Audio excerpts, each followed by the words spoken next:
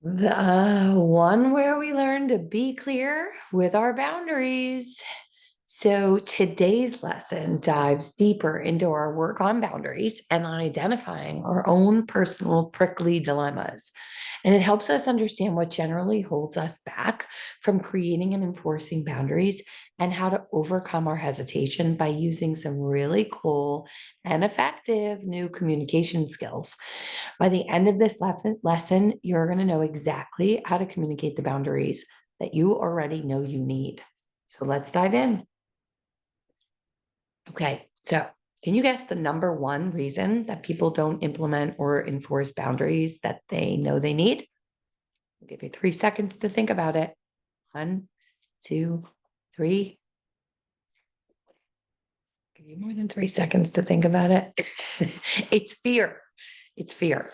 The same fear that stands in our way of doing so many of those things that we know we need to do in order to create a life that feels good. The fear is based on limiting beliefs that we're not good enough or smart enough or worthy enough or any kind of enough, or that we don't deserve to feel good, or that it just isn't safe to try to feel good. In the case of boundaries, the most crippling fear is the fear of resistance that we're going to get from other people when we attempt to do what we know is best for ourselves. And that's because most of us have a ton of self doubt. And when people push back, we start to doubt ourselves even more. And our fear of failure in creating and maintaining the boundaries that we know we need, it just grows and grows. So, what happens if we let those fears win? Nothing, nothing happens. Nothing changes. And worse, we begin to build up resentment that nothing is changing. Ever hear the phrase, if nothing changes, nothing changes? Well, it's true. And in this lesson, we're going to dive into the communication skills that are key to navigating challenges and ensuring that real change happens. Effective communication is the foundation of resolving conflict. It allows us to express our needs and our boundaries with clarity and with confidence. And by learning how to communicate effectively, especially when setting boundaries, we can avoid the trap of just knowing what we need to do and actually taking the action to create and enforce those actual boundaries without hesitation. Okay, so we can't talk about boundaries without talking about another word, and that word is conflict. So, conflict kind of has a bad rep, but it really, really shouldn't. It's just like the word contrast. We need contrast to show us what we don't want in order to have clarity on what we do want. Well, the same goes with conflict. It's a part of life, it's inevitable. It's in every relationship and every situation where people's needs, desires, or values don't perfectly align with yours. As a recovering perfectionist, I'm here to tell you that learning about conflict was life changing for me because it helped me accept that life just isn't perfect. It can't be perfect. It won't be perfect. Understanding conflict taught me that there will always be differences, especially when other people are involved, and that I really had to learn to adapt to those differences and not fear them. So when most people think of conflict, they think of all the below the line emotions that usually come with it. They think of anger and frustration and guilt and resentment. A conflict does not have to be a below the line experience. It doesn't have to be destructive. In fact, conflict can be a huge catalyst for growth if we approach it from above the line, from a place of hope and excitement and understanding and collaboration, not from fear. So, conflict can teach us so much about how we approach and navigate all of our differences. So, we're going to talk about how. Okay. So, the way we handle conflict often reflects our own preferences and the coping skills and mechanisms that we've adapted over our lifetime.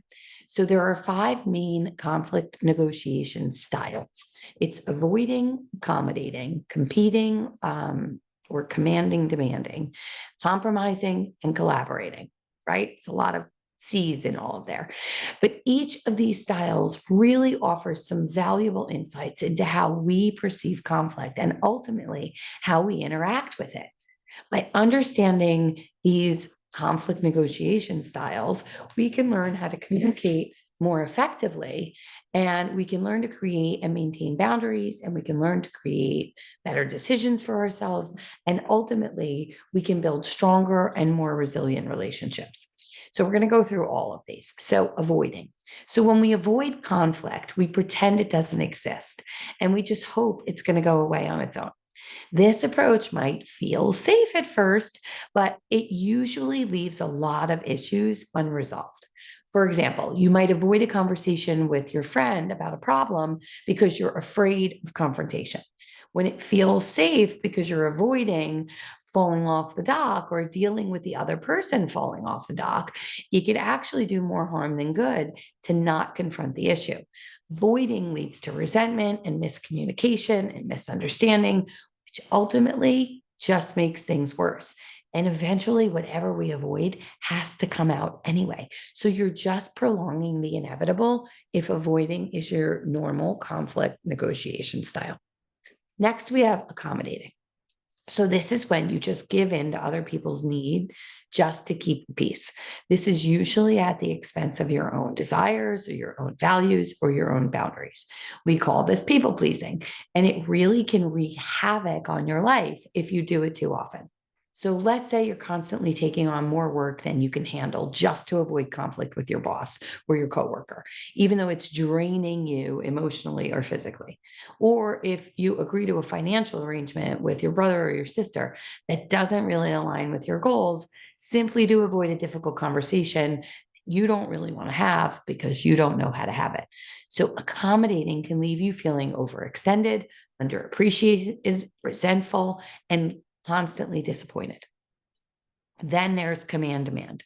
Command demand is all about asserting control in the face of any kind of conflict. In a romantic relationship, this might look like it's me against you during arguments, or one partner is insisting on being right and trying to dominate the conversation, right? Instead of leaning into your partner. People that tend to go this way with navigating conflict, they usually find themselves engaged in a power struggle in group decisions. Um, Sorry, they usually find themselves looking at the dog. They usually find themselves in power struggles over huge decisions. And where am I? And that you can.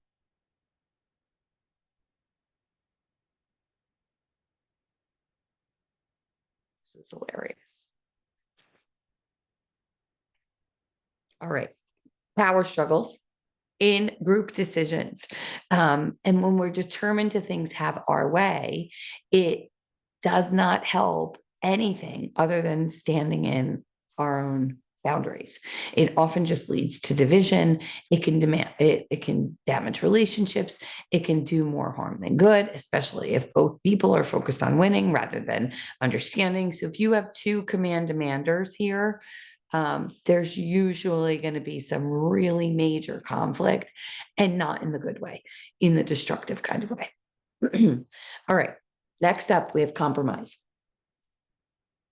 Most of us have been taught our whole lives that compromise is where it's at.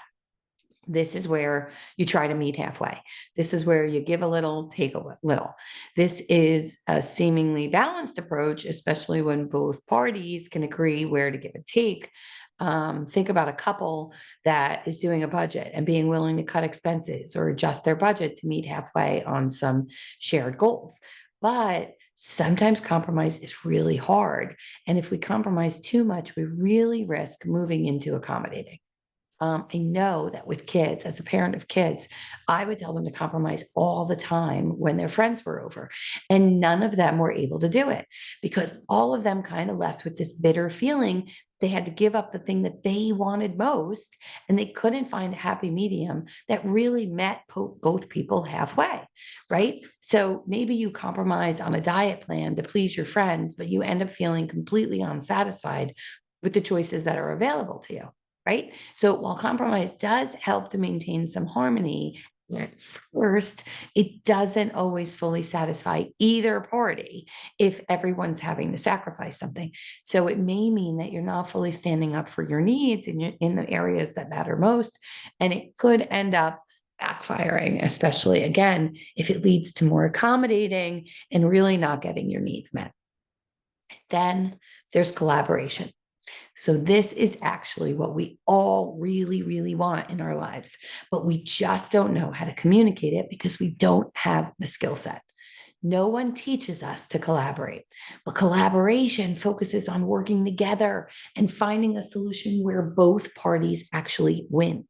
In terms of boundaries, collaboration is the ideal approach. And what most of us will be able to walk away with feeling really good about. Collaboration is about both parties feeling heard, honored, and respected.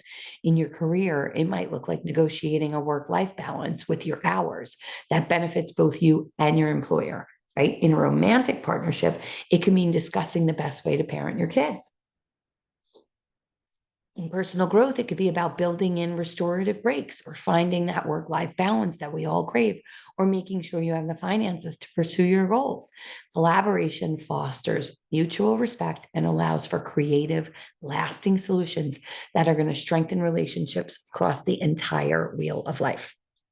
Think about which one of these conflict negotiation styles you tend to use in situation where any kind of conflict arises, because you probably have a main one that is your habit. It is your go-to.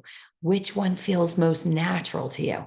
Are you more likely to avoid conflict, or do you tend to accommodate even if it drains you?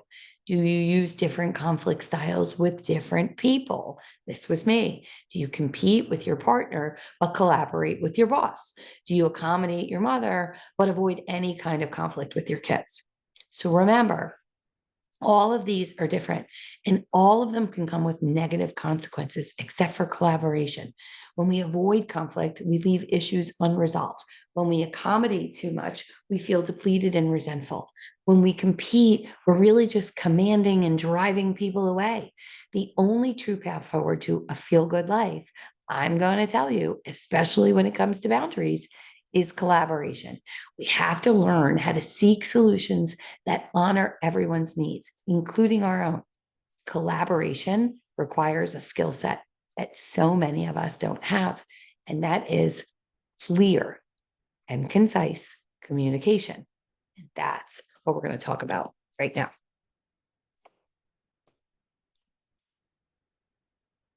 Okay. So when it comes to communication, it's not just about what we say, it's also about how we say it. So we established before that for many of us, fear is going to influence a lot of the things we do in our lives, especially the way we communicate, whether it's fear of rejection or judgment or failure or the uncertainty of all of it. Fear plays a huge part in how we learn to express ourselves. But understanding our conflict negotiation styles really can help us walk through this fear. So we know now that all we really need are good communication skills to help us collaborate. And then we can let go of that fear. We can be confident in our ability to communicate our needs and handle any fallout that might come if we learn to collaborate. Right. So a recent study showed that 50% studies show 50% of all adults reported that misunderstandings and lack of communication have significantly impacted their relationships, both personally and professionally. That's half of us that are admittedly navigating these unnecessary challenges only because we know that we're not communicating effectively. This isn't about just like the big moments in our lives. It's about our day-to-day interactions with our family and our friends and our coworkers and our kids and our spouses and our parents in every relationships. In every relationship we have, effective communication is key.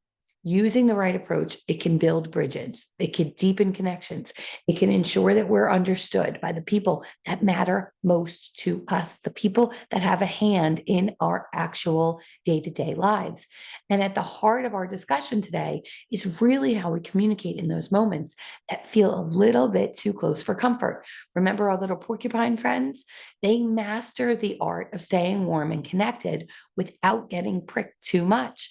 And there's a lot we can learn from them about communicating and maintaining our personal space and our dignity.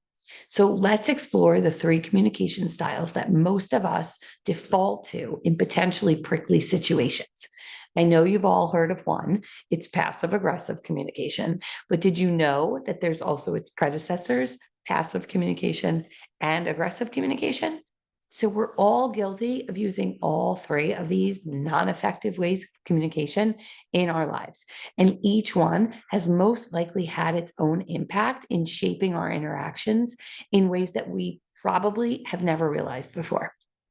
But by understanding these styles and their effects on ourselves and on our relationships, you can start to change the narrative and improve your relationships across the board and improve your ability to put in boundaries and enforce them once you put them in. So let's dive into each one of these types of communication separately. We're going to start with passive. So passive communication, the definition of it is avoiding the expression of one's true feelings or desires, often to dodge conflict or displeasure. Ding, ding, ding, ding, ding. It's essentially not asserting your needs and saying yes when you truly mean no, right? It's accommodating. This is when you swallow your true feelings, mostly because you don't want any drama. It's like being one of those porcupines who gets pricked, but doesn't want to stir the pot or feels bad to tell the other porcupines the truth. So they just stay put, even though it hurts and it's really, really annoying. For us, it's accommodating 101. It's like saying, yeah, sure, okay, to things that we'd rather not say, all because we can't bear the thought of letting someone down. When you use passive communication, it feels like you're keeping the peace, but really you're just turning down your own volume until you actually can't hear yourself speak anymore. Passive communication is at the heart of people pleasing and at the heart of that fawn response. When we think of the fight, flight, freeze, or fawn, our responses to fear. We don't want to be fawning. We don't want to be fawning. We have to learn a different way. So, next up, we have aggressive communication. Here's the definition of that. Aggressive communication is characterized by expressing your opinion and needs in a way that violates others, often with a confrontational or domineering tone. This one is about the fight response, right? This is the competing or command demand negotiation style. It makes sure your voice is the loudest in the room, but not in a good way, right? So think of a porcupine that would shoot its quills the second it feels any kind of poke from anybody. No one likes that guy, right? Most of the time, we're trying to get away from him because the likelihood of us getting hurt in that conflict is pretty high. So we don't want anything to do with that guy, right? In terms of actual words and communications, this is what happens if someone asks for a favor at a bad time when you're feeling overwhelmed. And maybe you like snap at them and say something like, you can't handle this yourself. Or maybe it feels like you're not putting a boundary in place by standing up for yourself.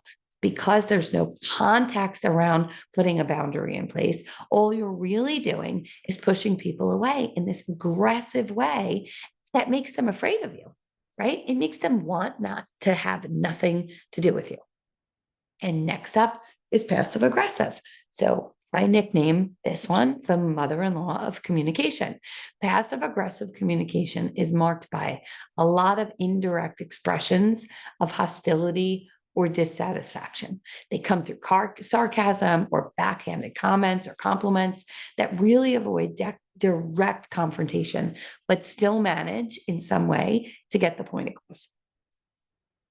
If we think about the porcupines, imagine a porcupine that feels a prick that was very off putting and maybe feels like it was purposeful, but instead of addressing it head on, later that same porcupine decides he's going to accidentally bump into the other porcupine that pricked him earlier as a form of retaliation. But then he's like, oh, sorry, I didn't see you there. Yeah, you did. Yeah, you did. In human terms, it's like saying, sure, I'd be happy to help you, but then intentionally dragging your feet or internally just plotting to do anything but help the person or sabotage them because you don't feel they deserve it, or you're holding on to this unspoken resentment that you're taking out on them, right? It's this way of expressing our dissatisfaction without confronting the issue directly. It leaves the other person confused and it leaves them unsure about where you really stand. It leaves them to make assumptions. And we all know what happens when we make assumptions, right? So passive aggressive communication is this sneaky way that ultimately breeds more tension and misunderstanding than needs to be there. Another example of passive aggressive communication is putting out a comment, maybe on social media, when you're offended, right? Maybe your friends made plans without you and they post a picture of it and you write, wow, looks like so much fun. Must be nice to have friends to go out with on a Friday night, right? You might think you're avoiding direct confrontation, but really you're just creating layers of confusion and irritation. Your friends don't know your true feelings and you're not addressing the issue directly. So instead, you're just putting up these walls that make it hard for anyone to know where you truly stand or how to approach you about it. And this kind of communication really ultimately leads to more conflict than it resolves. And it leaves people uncertain and frustrated by you, by you. So I hope you can all see we really need something better. We've touched on these three main styles of communication. Think about the people in your life, including yourself, when I gave these examples. Who came to mind? Can you see how each style plays out in real life interactions? Can you identify your go to style when you feel pricked by someone else's words or actions? Is it just one, or have you seen yourself use all three? Just like with conflict negotiation styles, can you see that you might use different forms of communication with different people in your life, depending on the level of threat or the fear response that you feel from them? Hopefully, reflecting on this, it's going to become more clear that none of these approaches, passive aggressive or passive aggressive, actually feels good. And that's what we're here for, right?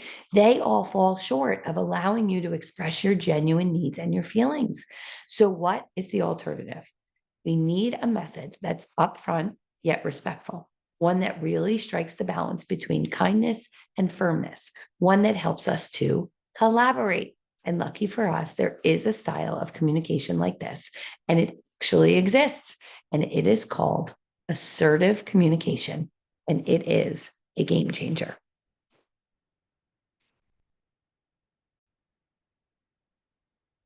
Assertive communication really shines because it's built on this foundation of respect.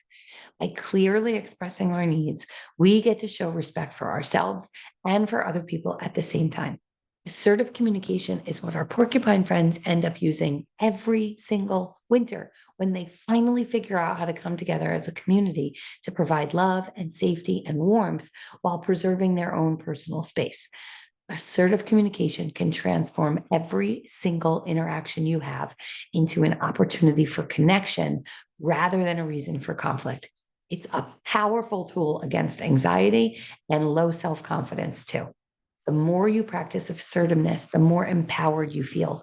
And the more empowered you feel, the more capable you are of handling whatever comes your way without sacrificing your peace or the joy in your relationships. This is where you get to release your fear, release your worry, release your doubt, and all of those below the line emotions that keep us trapped from our authentic selves. Assertive communication is actually the bridge between conflict and solution. It opens up a dialogue where problems aren't just aired, but they're solved, which ends up fostering that sense of collaboration that is essential for any strong relationship. When we practice assertive communication, there are a few elements that make it work. If you can master incorporating these elements, you can all but guarantee that you become an expert in assertive communication and that your needs are going to be heard and that you can be really, really hopeful and resilient in waiting for your needs to be met. So, first up, we have clarity and directness. We need to be clear and direct. This is how we get to the heart of what we need or feel without beating around the bush. This is where we leave no room for interpretation, no room for assumptions. But this is also where our fears and limiting beliefs come into play.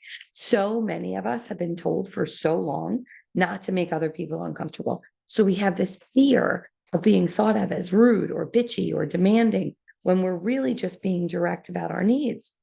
This is just not true. Imagine you're feeling cold in a room.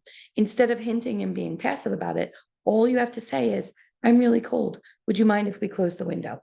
It's clear, it's direct, and it's actionable.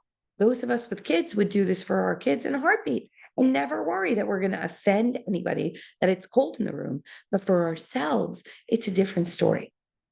Next up, when we're asserting our needs, we need to make sure we own them by using I statements, right? So I statements also have a little bit of a bad connotation in psychology, right? They tell you we have to express our feelings saying, I feel, right? And it's kind of a little woo-woo, but it really isn't. The reason for using I statements is to think about us and what we want and what we need. And that has to be communicated. We have to own our own shit.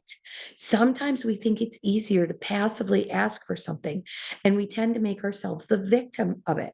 For example, if we're really overwhelmed at work, we can say, I feel overwhelmed with multiple deadlines all at the same time with the same things and not enough time to do it.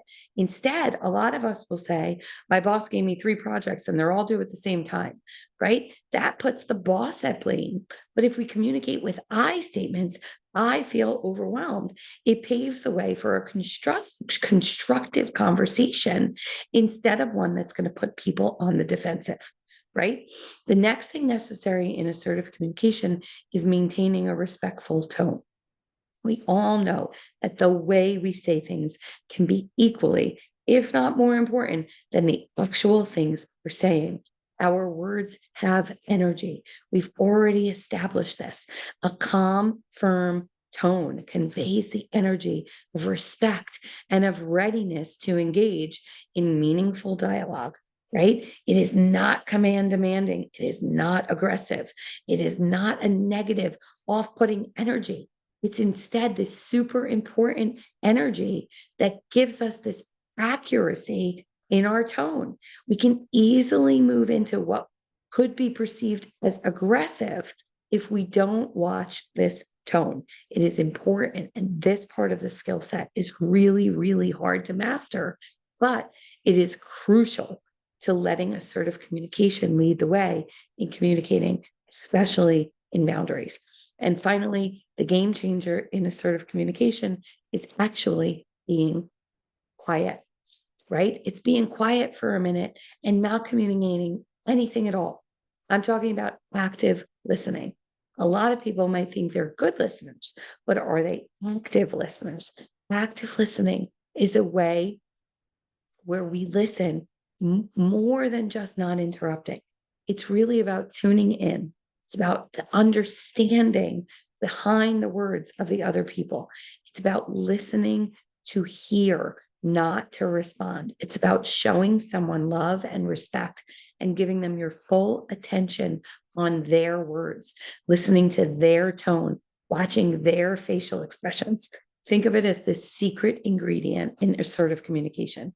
It really is making sure that you're not just talking at other people, but you're actually connecting to them when they're speaking.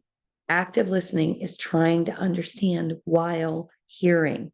It shows respect, it shows empathy, it shows compassion, all rolled into one. And when you get it right, it's like magic that can turn these really simple exchanges with people into times of genuine connection.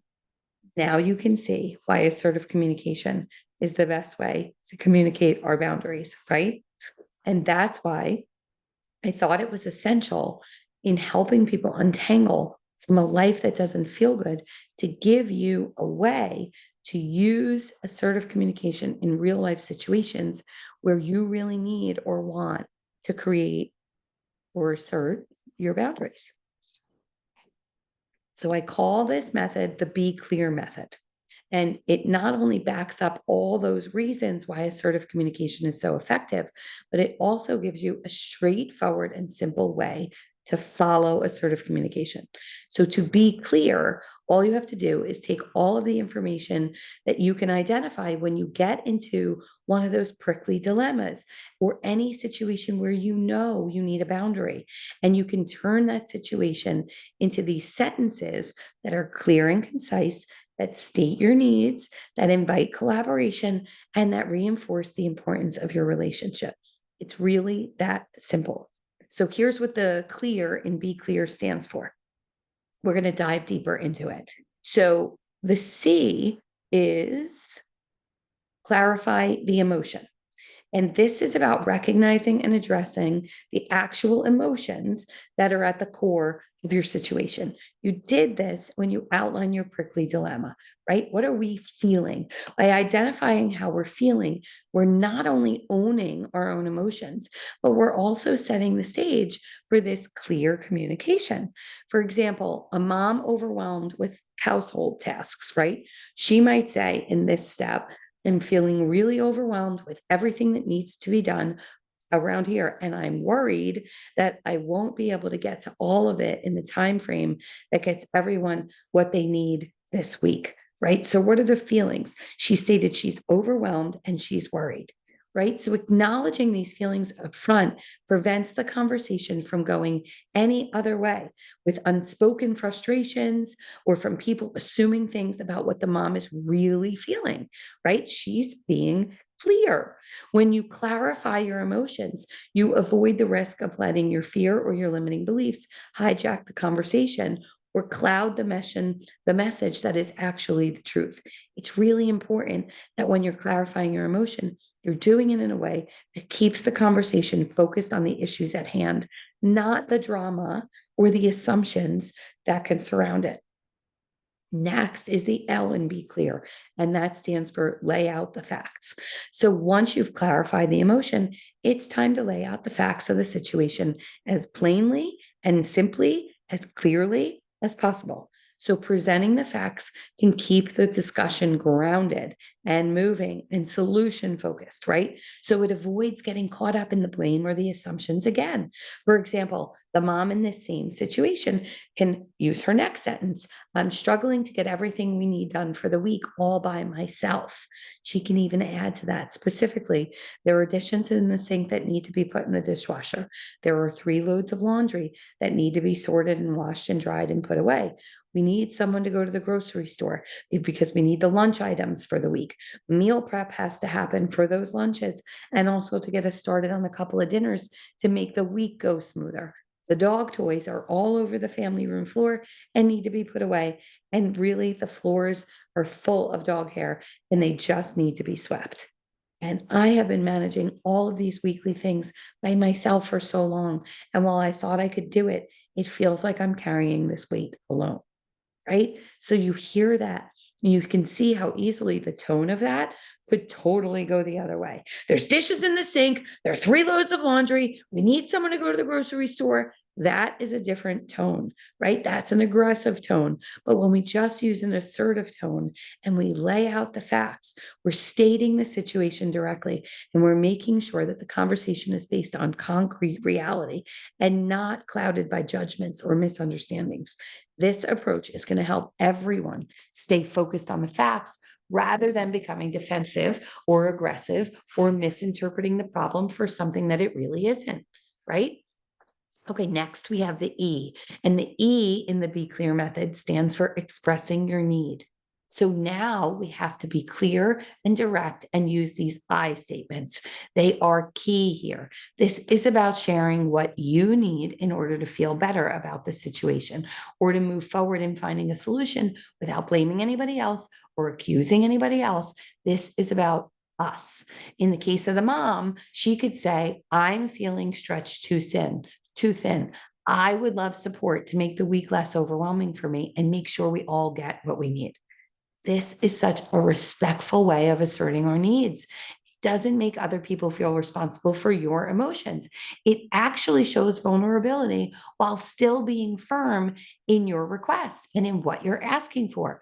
Expressing your needs this way is going to help you avoid the fear that you're coming across as rude or demanding and selfish or even needy. right? This is how a lot of us feel when we're asserting our boundaries. Remember, asking for help is not only reasonable, it's necessary for our well being. It is not a weakness, it is a strength. Can you see how difficult getting this skill up and running could be? That is a strength. This is leaving your comfort zone. That is not a weakness. Next, we go to the A in the Be Clear method, and that stands for advocate for action. Advocate for action, right? It's time to invite collaboration in and suggest a concrete action or a solution, right? So when we advocate for action, we move from just identifying that there's a problem to working towards a solution. And this is exciting for people, right? For example, the mom could say, I was thinking maybe we could make a weekly checklist of all the tasks that we have, and each of us could decide what task we might be willing to take so that I can take some of this off of my plate, but I'm totally open to other ideas that might help us get everything done. I want us all to be able to contribute and make this easier on everybody and everybody to get everything they need. Okay, can you help me? Right? Like by proposing this action and inviting feedback, you're actually fostering this whole environment of collaboration and teamwork, right? This is going to shift the focus from the problem to potential solutions, and it encourages everybody to contribute to the ideas and make the solution work for everyone involved. This is where people get to have a say. This is the opposite of command demand. This is where we say, I thought of this idea, right? But I'm open to other ideas. This one, if you have a command demand style, is going to be the hardest one because we're not used to it. We know that we have a solution that works and we want to just tell people what to do and get them moving and doing it. But that only pushes people away. It's aggressive and it doesn't invite this kind of collaborative experience that all of us as humans and as porcupines are looking for. The goal here is to work together. So it's important to remain open and flexible and make sure you say things like, I'm open to any other idea. And the next thing is reinforce your relationship. This is the R. And this one is so, so important. Remember, assertive communication isn't about making demands or putting other people down. It's not competing. It's not I'm right and you're wrong. It's about improving the situation and strengthening the dynamic of the relationship. For example, the mom here might end whole conversation with saying, I really appreciate how much we all do for this family and all that you guys already contribute. And I know that if we work together, we can figure out a flow that makes everything go smoothly for all of us every single week. This is what I'm really hoping for. I love you guys so much. Right? We are reinforcing the relationship. This reassurance reminds the other person or the other people that the request was never an attack on them.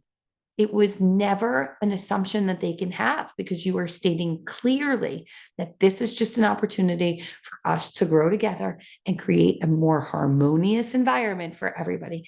It reinforces the relationship by building trust. It ensures that the conversation remains respectful and is focused on mutual support, not on blame or shame. You see? By using this Be Clear method, I really, really, really believe that you can learn to assert your needs and create boundaries more effectively because you're going to maintain respect for yourself and for other people. The Be Clear method encourages open dialogue. It encourages collaboration, and it's the kind of communication that's going to foster those strong relationships that we all want that have healthy boundaries.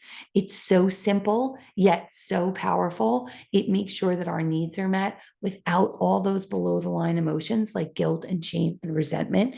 And it does it without any real conflict. Okay. So now it's your turn. As we're going to leave this lesson, I want you to grab your prickly dilemmas chart and I want you to pick one boundary that you've already established you know you need to put in place. If you haven't done that yet, I want you to just think about an area of focus in your life that's feeling not where you want it to be. I want you to write down the feeling that you get when you think about that area of your life. Is it overwhelm? Is it frustration? Is it anger? Is it resentment? And I want you to think about why you might be feeling that. There's either a value at risk or um, some of our resources are at risk. Our time, our energy, our resources are being depleted, right? And I want you to then name it. What exactly is going on here? For example, this mom overcommitted to all of the things to take care of her family.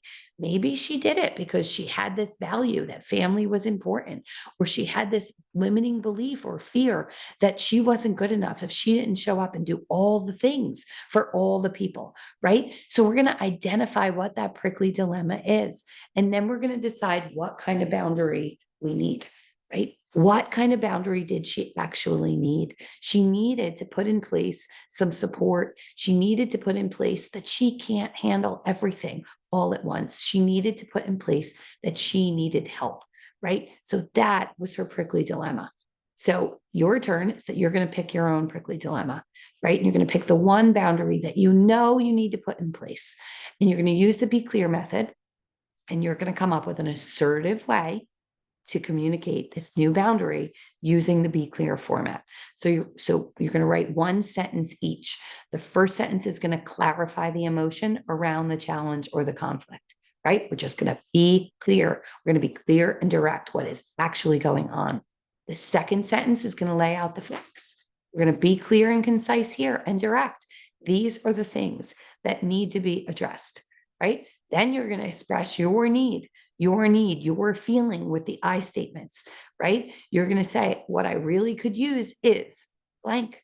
And then you're going to advocate for action with an idea for collaboration, right? I was thinking maybe we could, or it came to me that this could be fixed if we do this. Or I was thinking, you always said that you would do blank. Maybe this is where we can bring that in, right? You're going to advocate for action.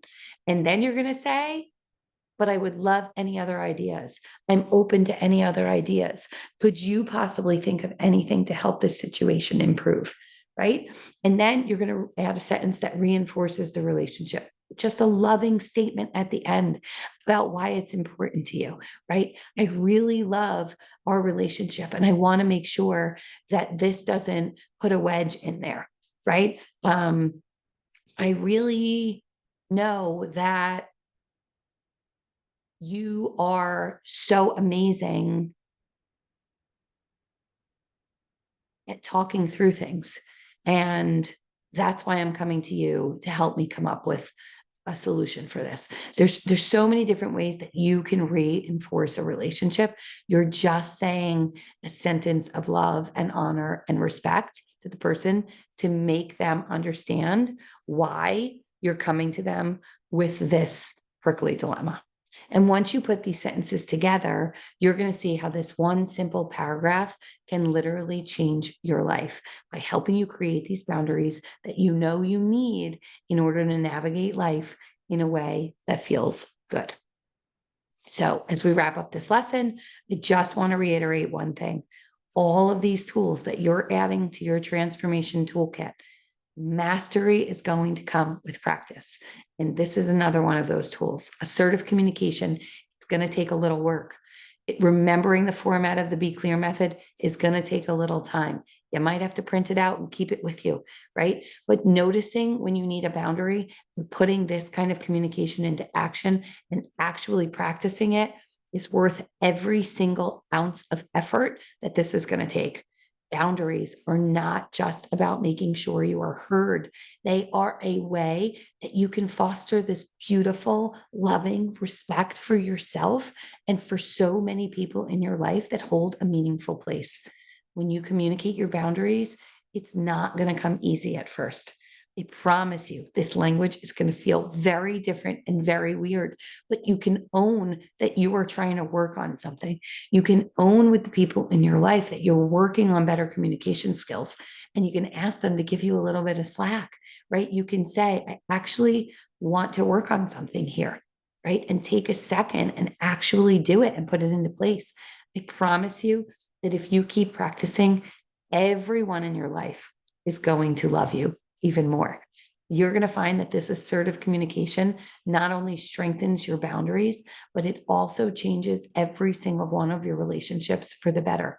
They may have resistance at first, just like you're going to have this learning curve on how to present it. You're going to start to do this active listening and you're going to hear the resistance and you're going to be able to say, what I hear you say is, and you're going to be able to combat that resistance without jumping off the dock into the water in fear that they're not getting it or they're not listening to you or they're not hearing you. This is going to become so smooth and so clear that it will just become part of who you are in every single one of your relationships. And when you can remove jumping off the dock or falling in the water and all those emotions that come with it, you are going to feel so good all the time. So that's all we have for the second on boundaries. But there's more to come on boundaries because, as you can see, boundaries is this huge topic. I hope you are all as excited as I am for the journey that you're on to untangle from these boundaries.